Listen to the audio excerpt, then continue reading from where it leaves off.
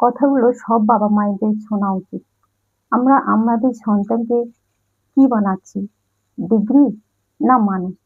আজকাল একটা জিনিস খুব সাধারণ হয়ে গেছে। বাচ্চা ছোট থাকতেই আমরা তাদের ভবিষ্যৎ তৈরি করে ফেলি। কেউ বলছে ডাক্তার বানাবো, কেউ বলছে ইঞ্জিনিয়ার বানাবো, কেউ বলছে সরকারি চাকরি না হলে জীবনই ব্যর্থ। কিন্তু একটা প্রশ্ন আমরা কখনোই করি না, এই সিদ্ধান্তটা কার? বাচ্চার নাকি আমাদের?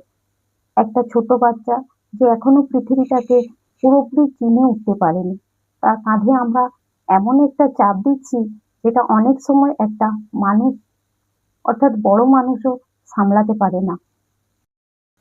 স্কুল, টিউশন, কোচিং, পরীক্ষা আরো চাপ।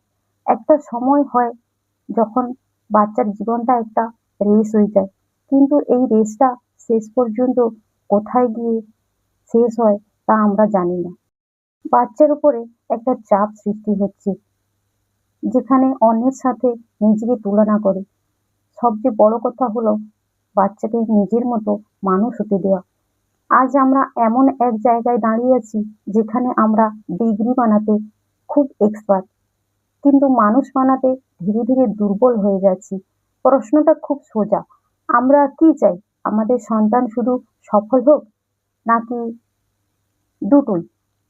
কারণ এই দুটো জিনিসই সম্পূর্ণ আলাদা, কখনো এক হয় না।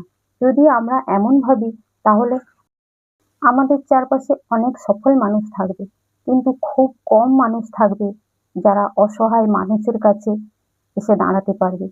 তো আপনাদের মতামত অবশ্যই জানাবেন।